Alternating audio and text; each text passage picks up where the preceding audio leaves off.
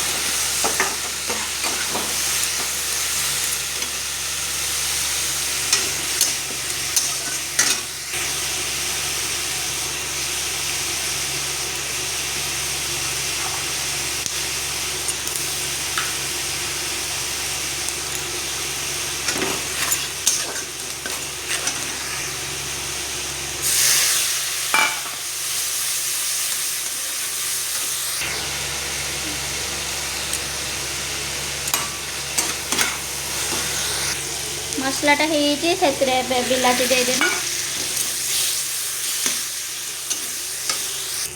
मसलाटा भी हो जाए से बुट डाली सीझी रही था ढालीदेमी।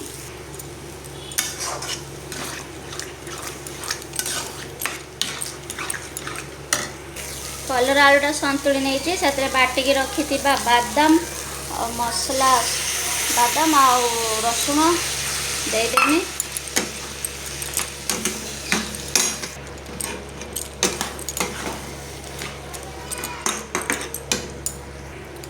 बुट डालटा फुटी जाइए स्वाद अनुसार चीनी पकईनेमी आ गरम मसला पकईनेमी। घर बनई डालचीनी गुजराती गुंड। एबे हमरे रेडी है बुट डाली आलू पपया डालमा। चलतु एबे भाजी में भजा कुंदरी पोटल आलू ये भजा भाजी में आ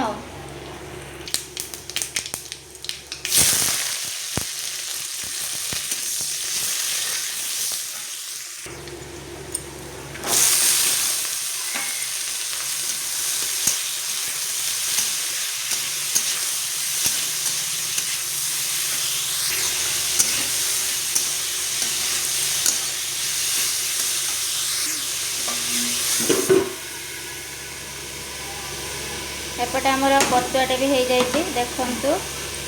कलरा बादाम पतुआ पूरा रेडी। पतुआ पूरा रेडी भजा हो जगह को काढ़ी नेमी। भजा गोटे जगह को मुझे काढ़ी नेली। एबे बसेमी बोईताल शाग बोईताल नाड़ी बोईताल शाग भजा हम। चलते देखा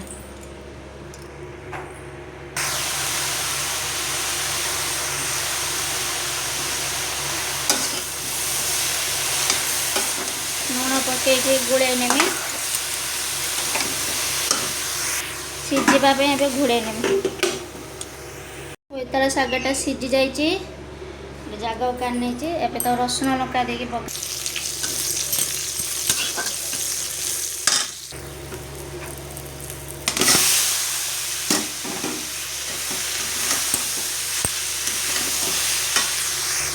एबे मु चीनी पकई नेमी। नाड़ीटा खस्ता लगे ना चीनी पकड़े मीठा लगे। बोईताल शाग नाड़ी चीनी पकड़े टेस्ट लगे।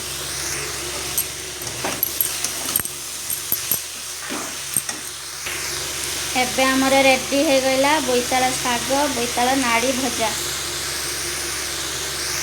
एपटे भजाटे भी रेडी हो गला। एपटे पतुआ भी रेडी।